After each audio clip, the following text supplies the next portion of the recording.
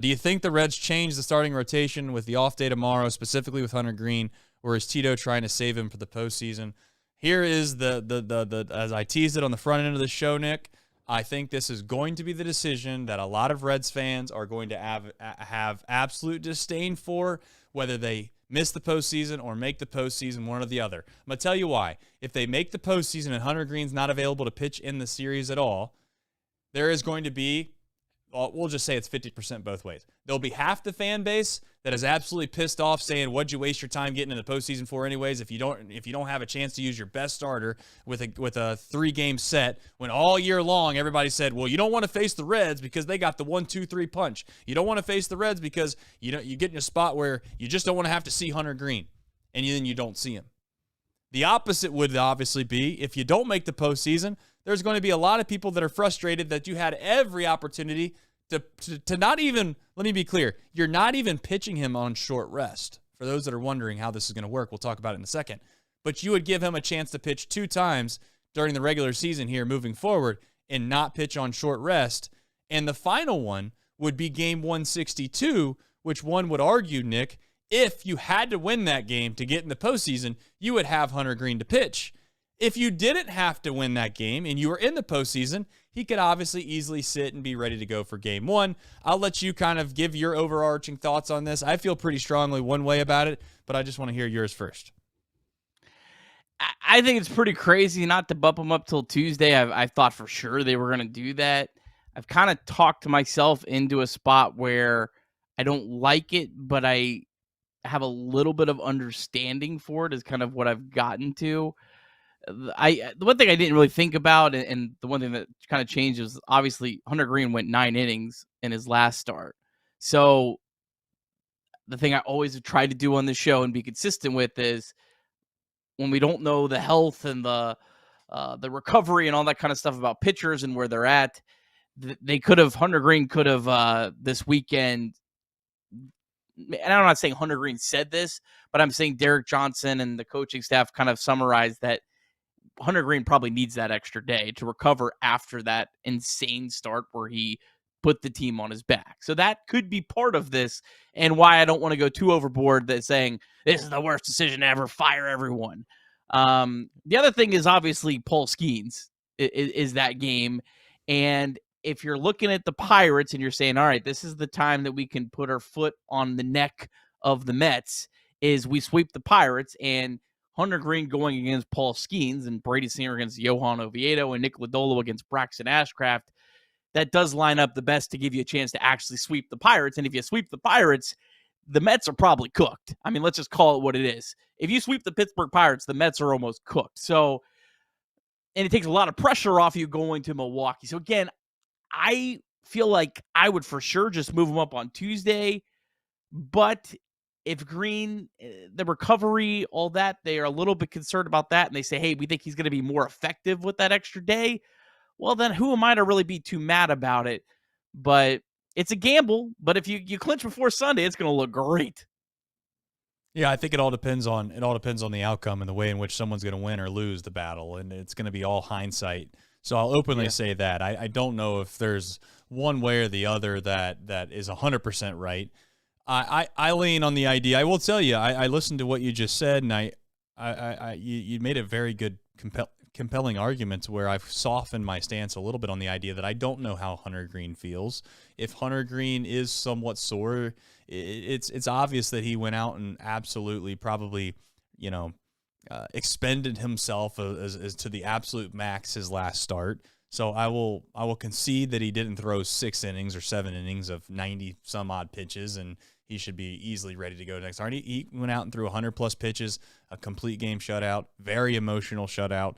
So maybe that extra day off is what he needs. But I much rather prefer him throw on Tuesday because of 2 things. One, this team could easily just get, and I'm not trying to say that it's going to happen, but this team could get dominated by Skeens. It doesn't matter who you have on the mound. You're just not going to win that baseball game. So I'm kind of almost, again, as crazy as it sounds this late in the season, I'm not trying to punt on any games. I don't want people to think that's what I'm saying out loud. But I will admit that I like the idea of trying to cash in on 2 of the 3 games in Pittsburgh. Now, that doesn't always work out that way. We just seen what happened with the Mets. They were, again, heavy favorites today, and they just didn't find a way to win. But I just want to have Hunter Greene available for 162 personally if they need to have him there. And that's maybe more so where I feel like I am a little more passionate. I'll also openly say, if there's a chance that Hunter Greene's kind of one of those weird spots where he's willing to pitch on short rest on the last game of the season and you feel good about that, I'm just saying if you feel good about that, then I'm open to that concept or idea as well. It just depends, clearly, on how this whole thing shakes out. I'd like to have him available for the last game of the season, and if you don't need that win, then clearly he pitches in the postseason as your game one starter. So, one other point.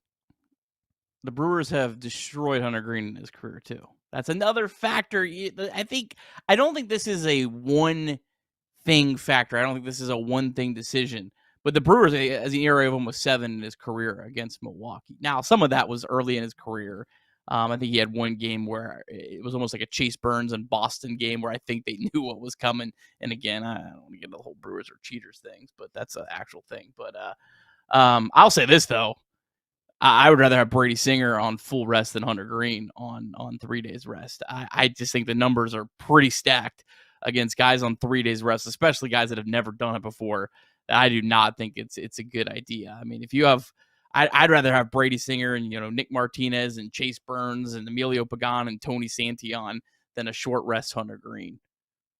Maybe a Hunter Greene on short rest in the 7th, 8th, and 9th inning if you kind of had to use everyone. Like I would almost kind of flip it backwards. And I know there's been teams that have done that in the playoffs where they won't pitch the guy on short rest as a starter because you kind of want to see, give the guys on regular rest a chance to win. But if you kind of have to, bring in Santillan in the 4th inning to get 2 outs and you burn through, then you say, all right, well, now we'll let Hunter Greene pitch on 3 days rest. I would almost kind of rather flip it if it got to that point.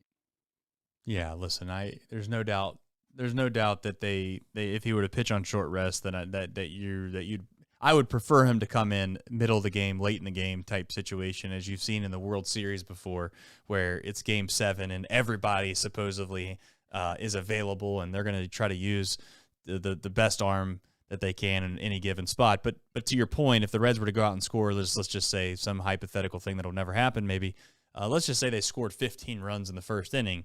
Obviously, you can kind of not have to worry about pitching Hunter Greene in that spot. So we'll see. I know for a fact it'll be highly debated, but I got to tell you, in real time, I was pretty passionate about the idea that Hunter Greene should start on Tuesday, should give him an availability to start in the final game of the year.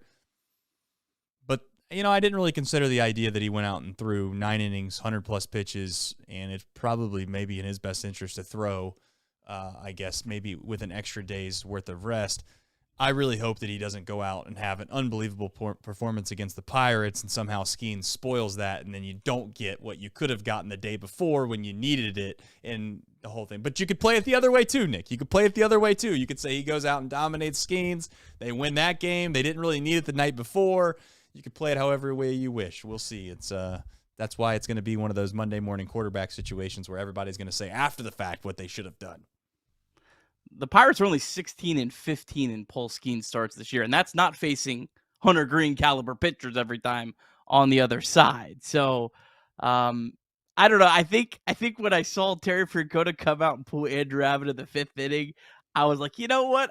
I'm gonna have a little bit more blind trust in this decision.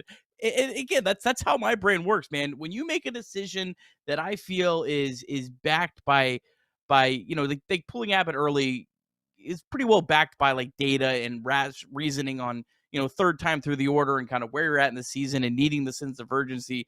When you make a move like that, it kind of buys you a little bit of credibility, at least with me, for whatever that's not worth anything. But that's how my brain works, at least.